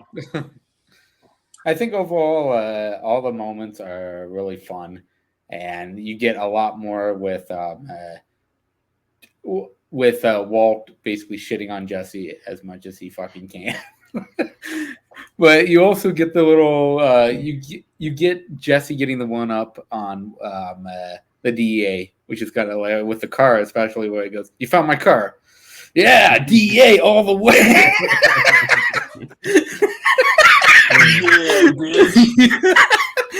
But yeah, overall, yeah, it nowhere near tops the last episode, but I think it's still a good connection episode going forward. Yeah, they almost doubled their episode. They basically doubled their episodes from the previous season to this season. So, like, they have to figure out a ramp part, because they only had 7 episodes last time. They're basically jolted right into the end. This one, 7's only the halfway point, basically. So that's pretty interesting. Let's see how the season goes. Apparently, that's where it goes downhill from our. Anything else? Peekaboo, bitch. No, I think we pretty much covered everything. It is, like you said, it's the last episode was like way up here, so this one kind of needs to bring it back down a little bit. It's cool you get to kind of see how Walt had the plan and Jesse had the plan. They were able to come up and create some pretty good alibis that worked out well enough, at least, to kind of get them through it. And Walt was able to explain away the second phone by like, "Oh, I don't remember any of that, so I don't know." But Skylar bought it, so hey, on to the next. Yeah, she bought it enough. I mean, kinda. I did think it was funny, even though Walt had thought of a good explanation for almost everything. There was a good plan. As he knew that, even though Jesse's car and money was there, like, you know what, you can probably just explain away. You're off doing drugs with some whore in a motel room, and you can just get by on that, and I can just pretend I'm going crazy because I had cancer and people feel sorry for me. Yet he never once thought that, wait, could a second cell phone come up for me? And he doesn't have a good fucking answer for it. Like, Walt. Well, because you get to think he didn't even realize that they knew. Why wouldn't they? He gotta know that they're gonna trace his phone. Like, he knows Hank has police resources. Like, come on, Walt. What are you doing? I don't think Walt necessarily thinks highly of Hank's police skills. No. And by the way, we don't call them whores; we call them ladies of the night. Thank you very much. Yeah, they're classy. Yeah, well, it's a fucking child. Basically, is what Hank got accused of, and they brushed that over. That's so 2000. That's so 2008, 2009. Just like, yeah, whatever. We're wild and crazy. Okay, The Wire. You guys even want to go on this? No, I don't think a ton of things happened. I don't know. I'll stick around if you guys want to take off. This is going to be Mark talking about The Wire for 20 minutes. So, basically, basketball is a feature in the first episode. I was like, well, okay, we're going to learn. Here we are. They're recruiting a child, they're recruiting a guy to go play for a certain college, whatever, that's fine. But ends up playing in the park game where East and West, which we haven't heard about to this point, really. Well, it's a once a year thing. Yeah, sure. Sure. Where they celebrate a party. They celebrate the loser has to throw this massive party for everybody. And I'm sorry. I'm a fat guy, so I can say this. The fattest coach I've ever seen in my life wearing a suit in the heat of summer, which Avon calls out in this. Hey, bitch, dress why the hell part, be the part. Bitch, you suck, okay? You suck. He ain't calling it. You got a fake clipboard. This cuff force, guys, is the dumbest force that's ever existed. Avon is the easiest guy to spot. They don't have any clues. They don't know what he looks like. They don't do anything. This guy's been in public events multiple times now. But everybody's like, I don't know what he looks like. Where you got a picture of him? That picture that they have is fucking Ed Wood. It's him. There's no distinguishing who else that is. I don't know. I don't have an ID. I mean, he's got wearing the a hat look. and sunglasses. And he is the center of attention the entire. He is standing. He is yelling. At one point, he screams at the referee, and like still, Herc's over there like, nope, I don't got anything. I don't know who he is. I don't know what I'm looking for. Like, bitch, he's right there. Like, or this is a wild thing. Who is that guy? I have never seen him before. Could he be the man we are looking for? Could it be? Let's move on. I just sat there. I was just dumbfounded on that one. Overall basketball point. What does everybody think about the basketball game that they just throw at us on the wire? They need filler. I Guys just want to play ball. basketball, but it didn't really look like great basketball from what I was seeing. It was shitty. Very bad basketball. That guy that they brought in as the ringer that just went and he looks over at Avon and is like that guy should have got picked 4 times at this point. Like, what are we doing? It reminded me of like somebody had watched Digstown and was like, "No, we've had this guy living here the whole time. Bring him out. He's on the team." Basically, I guess the West wins, right? Is that right? The East one. The East one. And basically, Omar's like, they raised the stakes, right, to 100,000. Yeah. They raised the stakes, and then he puts in that ringer, and he's like, "Hey, we'll throw the party, but don't you ever get your ass on here, or I'll take you out." Like on the other side, like, don't ever show up without a basketball. I mean, he had to raise it to 100 because he was already in 20,000 deep in getting that one college ringer to the game. I guess that is true. But Proposition Joe is a smart guy because he didn't bring out his ringer until they upped the bet. he got a fake ringer and then make a bet and then brought in his actual ringer into the game. Smart guy.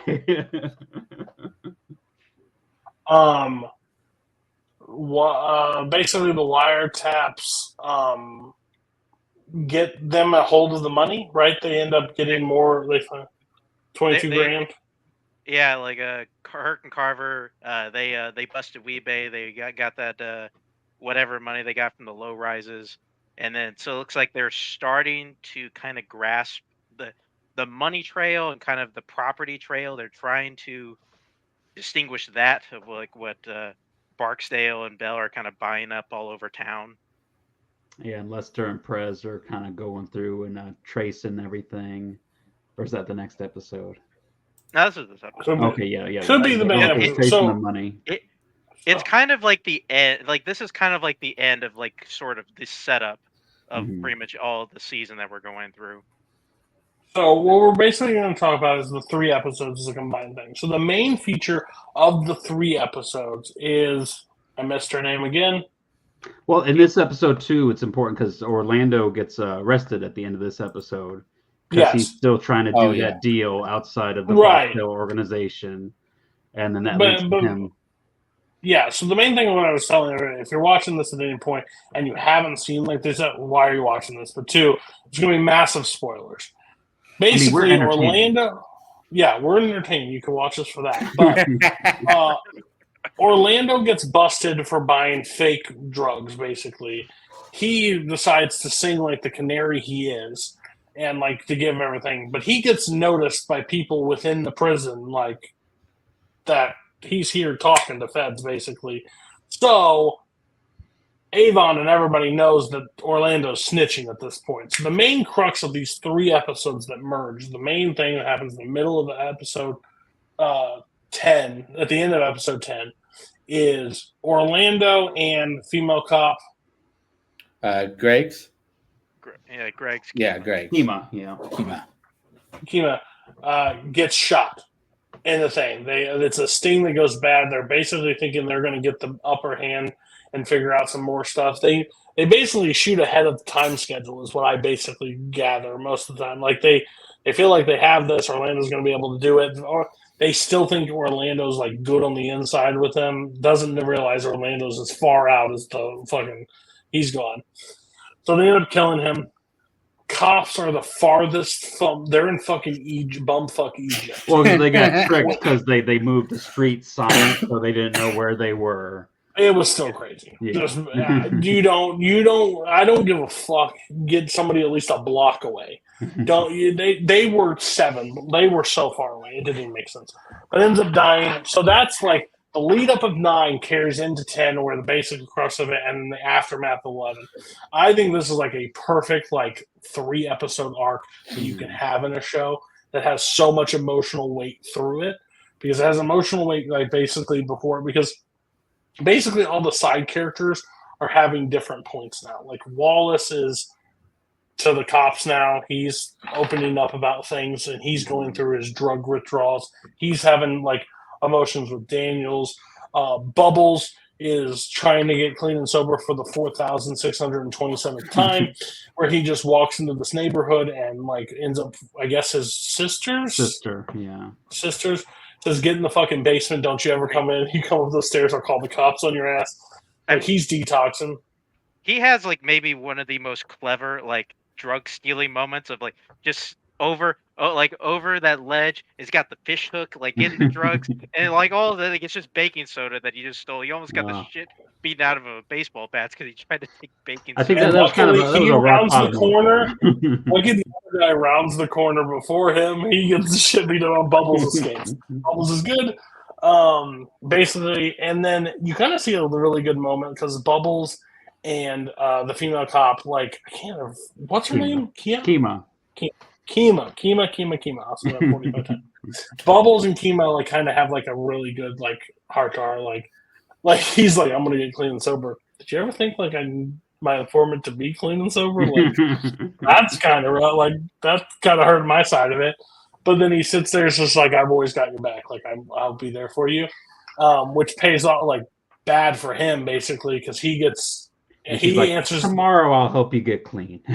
Yeah, she ends up getting shot. So when he gets pulled in, like he doesn't have his ace in the hole anymore because they don't know anything. But I think it's overall the arc. I'm gonna pass it to Mark about these like 3 episodes and where they all tie in because he's like the lover of this. But like I think it's a brilliant 3 episode arc. Like I think they did so well with it, especially like the end of it with Jimmy and like him going through all the like pain that he's dealing with. Because if I would have done something different, maybe this could have been different. Rawls being a fucking cocksucker the entire like heartless bastard. Like he looks like he's like helping, but he's just rubbing it in Jimmy's face like every chance he gets.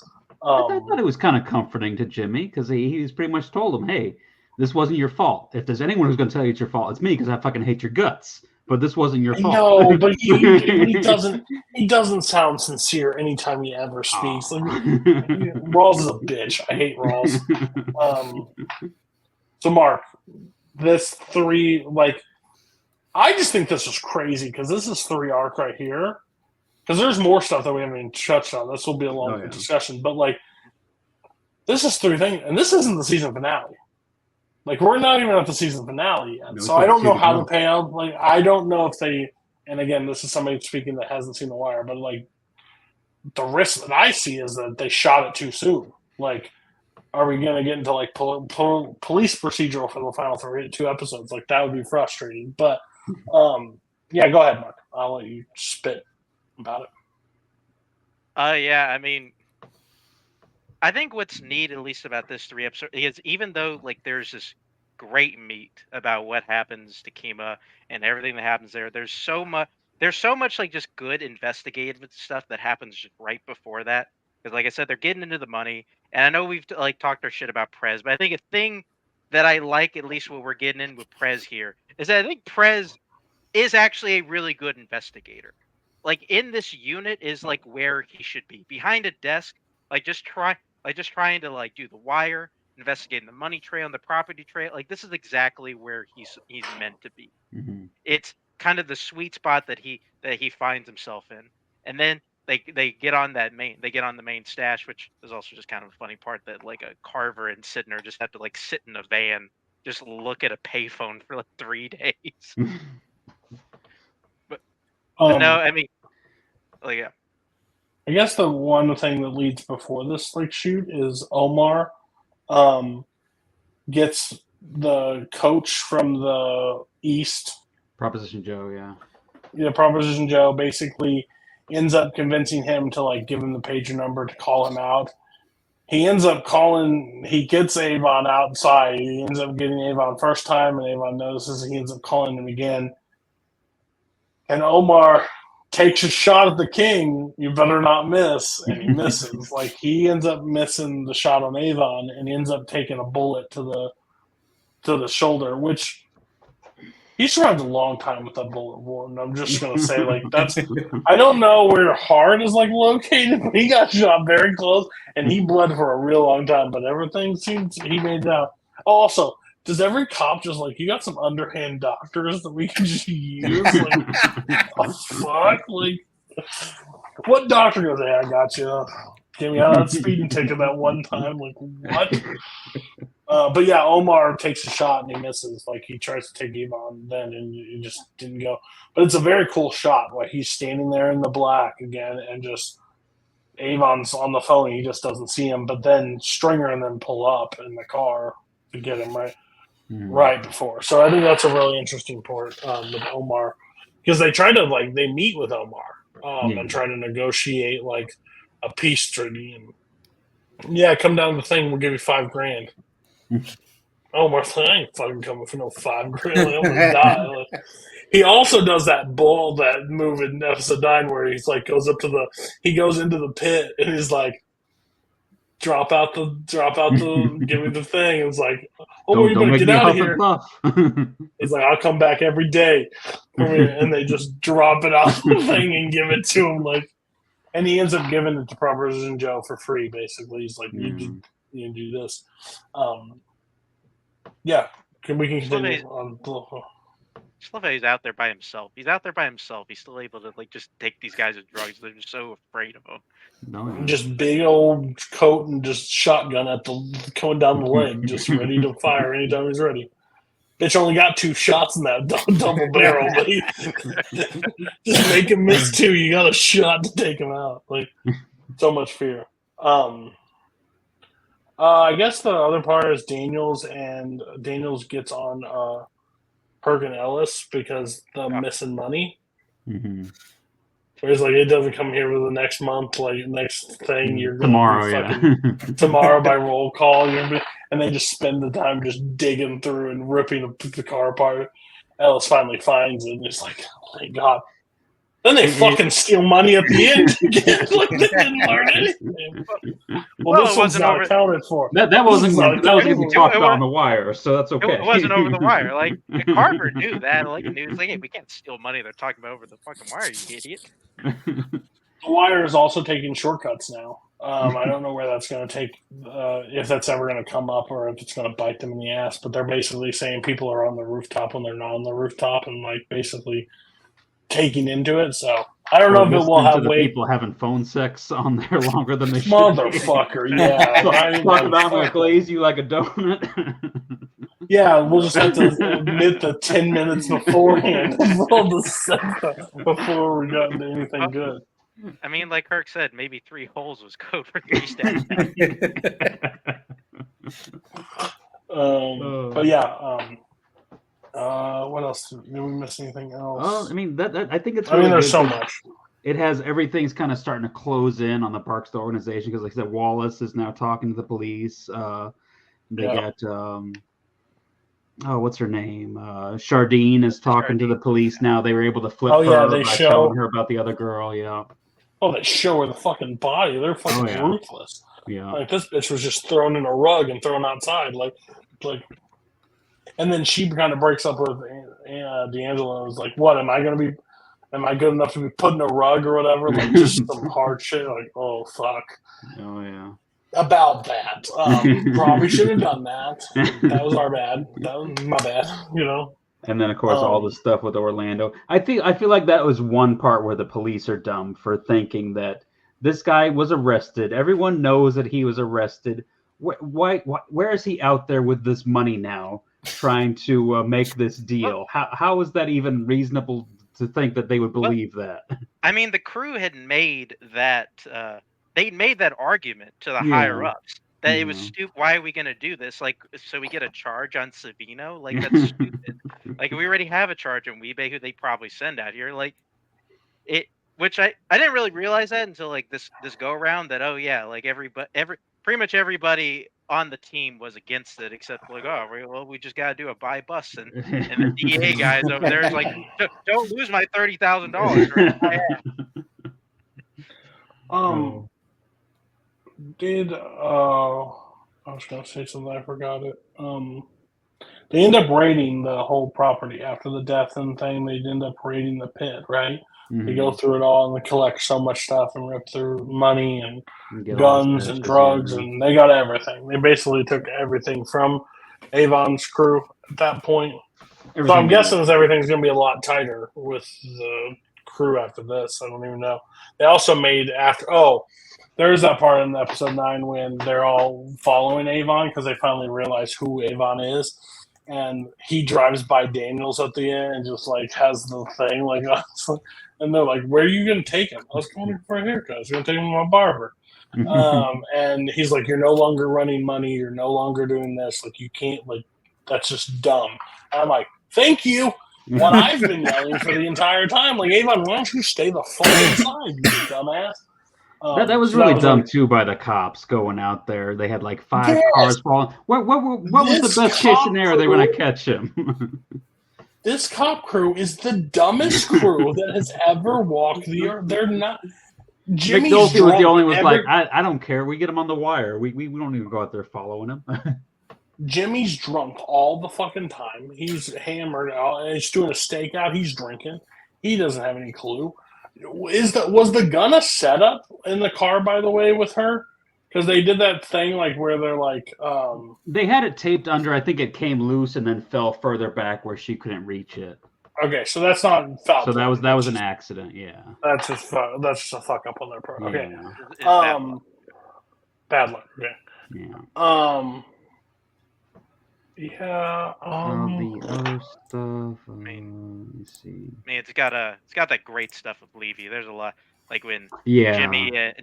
Jimmy and was it Donna or What's her? Yeah. yeah, like they go and meet Levy and like he really pushes Levy to find Savino because obviously he knows how to find Savino. And then he just has that great monologue with her at the end when she's all pissed at him for like really going hard at him. Even though, and like it's a great moment because like they're both sort of right. Because Jimmy is somewhat right in just the macro sense that you know what, just if enough of you guys would just like attack, like just get this guy, we wouldn't have these issues. You know, there wouldn't be like any holes in our justice system. We could probably put some of these guys behind bars. And then she's also right in the sense that he is also kind of being an asshole, and he's probably railroading her career by doing this. He's like, Well, everyone has to be friends and play nice. If not everybody in your thing wanted a promotion for being a fucking judge in a fucking district thing, maybe we get some fucking actions. Maybe if you weren't such an asshole. And it's like, yeah, go fuck yourself. Basically went at it. But like that fucking fat ass Better Call Saul fat ass lawyer that just sits there and is like, oh,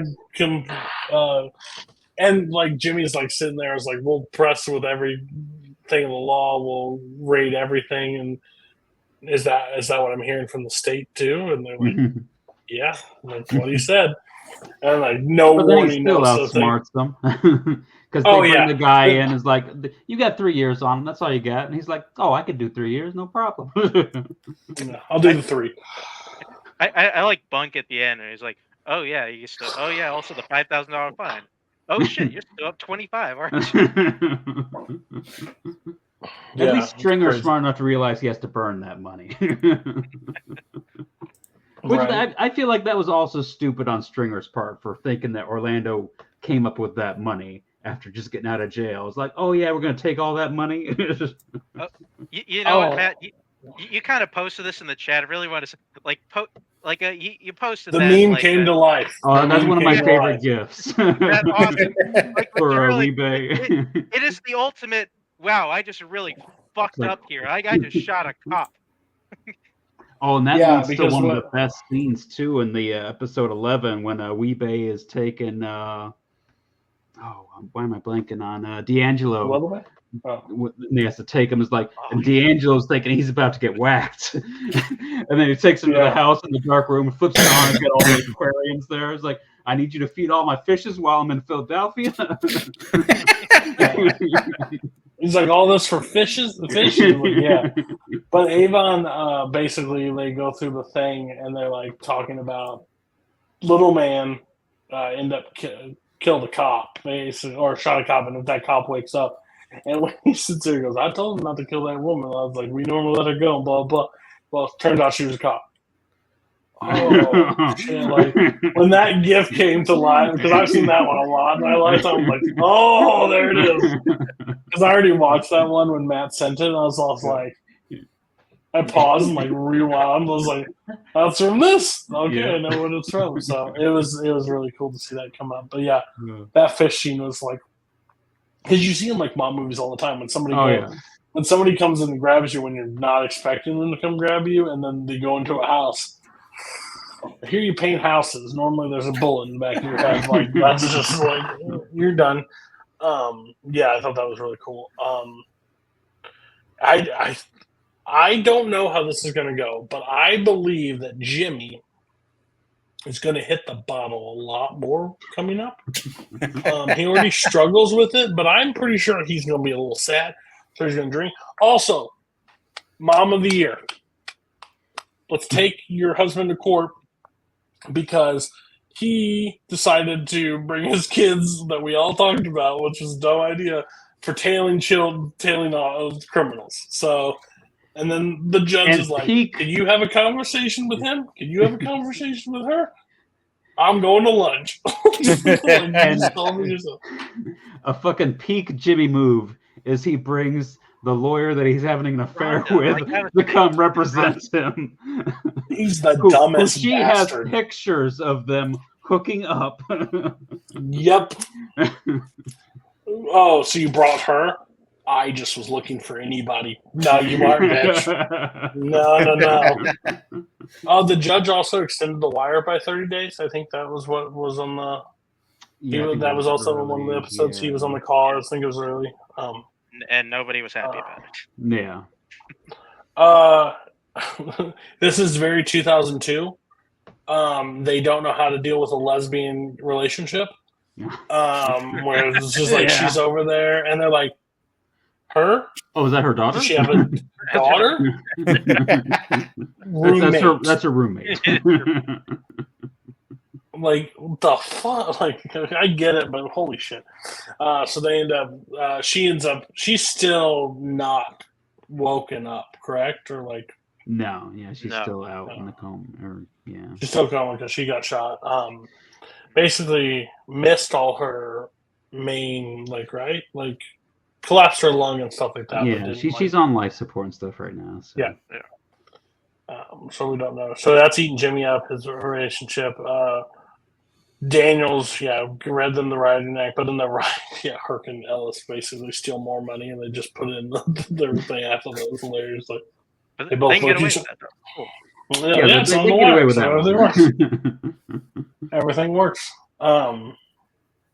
So I thought that was. I think it was just a perfect 3 episodes. Like I thought they were once we got past basketball, because I couldn't care. I could have cared less about the basketball team. I was like, and I think the whole sequence of with her getting shot and all the police racing to get to her, and then seeing all their reactions when they get there. I think that's some of the greatest acting so far this season. So I thought that was a really powerful. So that whole episode 10 is fantastic. And then the episode 11 was great. And then Rawls basically saying, if you, everybody, everybody's standing there, it's like, if you were not assigned, get out. Basically, you know what a direct order is? Just the ultimate, dick thing. I hate him. And then the DEA guy has the balls to ask about the money.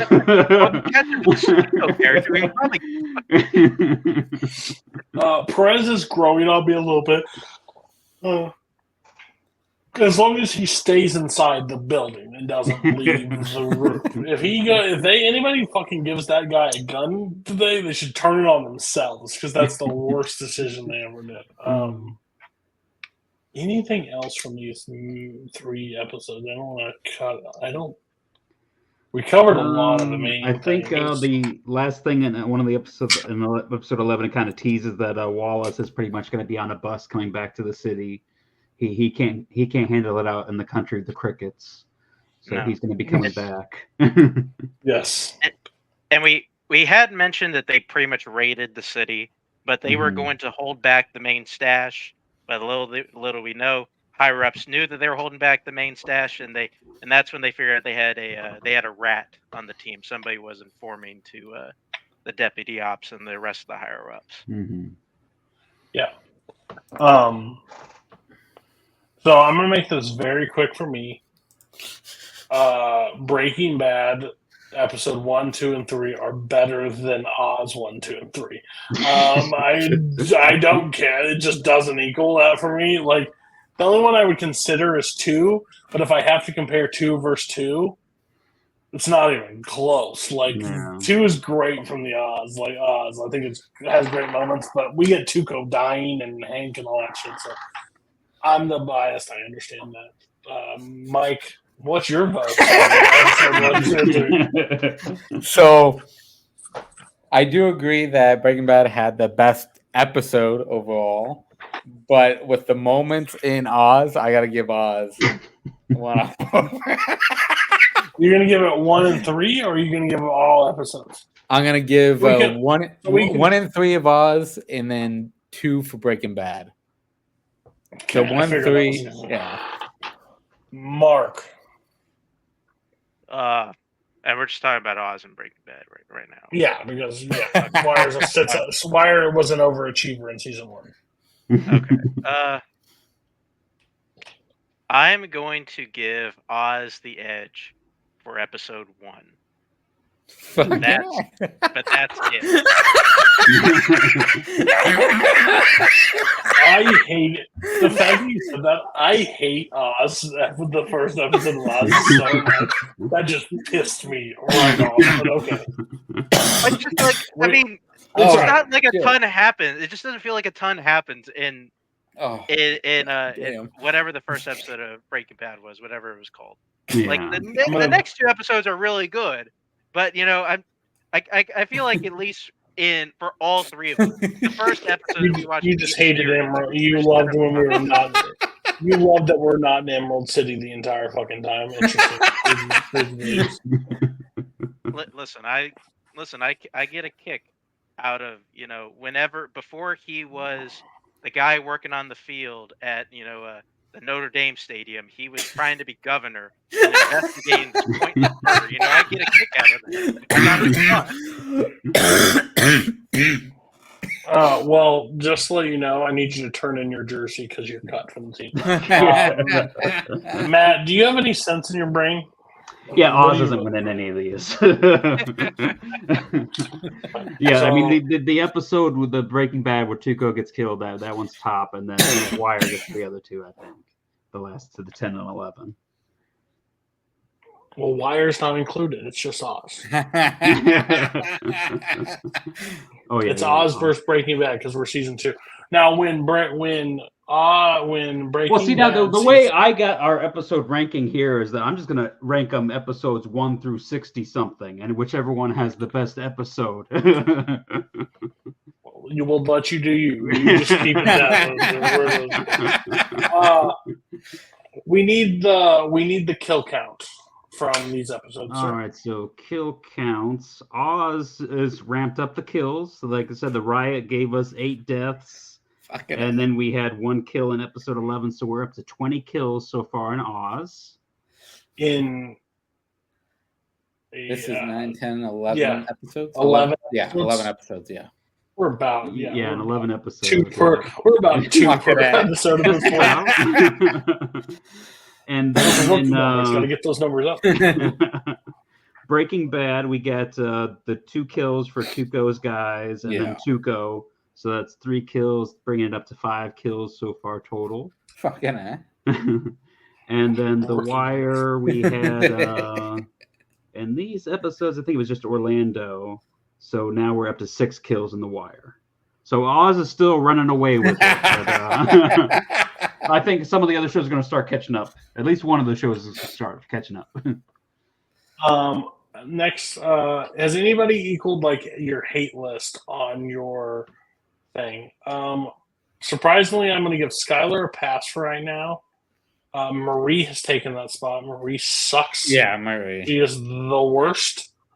Skylar gets that rape sympathy for me. Yeah, Skylar still could be too. Like those two sisters fucking suck. Their parents must have just fucking hated them. Do we ever meet their parents in the show? I don't remember. I don't think so. They did a number on them. We don't even meet Walter Jr.'s best friend here. Like Lewis to me is imaginary at this point. Yes. That kid doesn't have any friends. And how he gets around all the time is just fucking weird. Like he just always is like going places. Like you don't have like the easiest condition to just go places, but whatever. Oh, I thought you were talking about his disability. You're about to get canceled there. Well, he doesn't. He has cerebral palsy. He cannot freely move around. Like his life sucks. Like he eats for breakfast. Like that's the only thing that ever gets that guy happy. I also think Alvarez has entered my list on Oz. I just don't like him overall.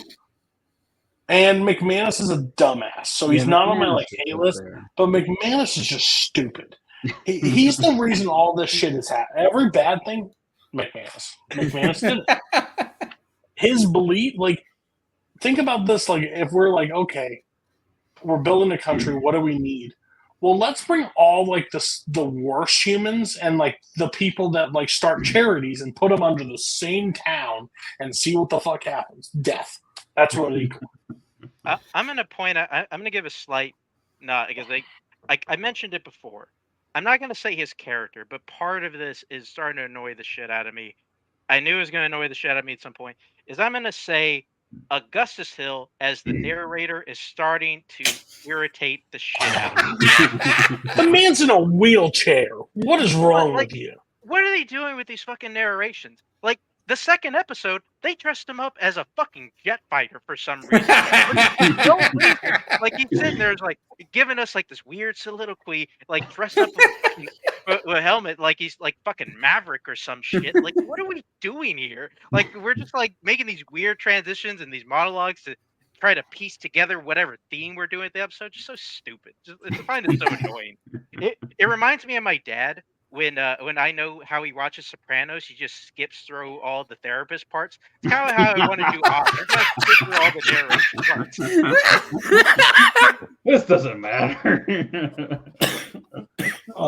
That's funny. I never thought like I haven't seen Sopranos, but I know what people say about the therapist scenes. So that's funny. I will say that for The Wire, I want to put a strike on Carver for the fact that he's eating all those horrible snacks in the takeout van and just leaving trash all over the place.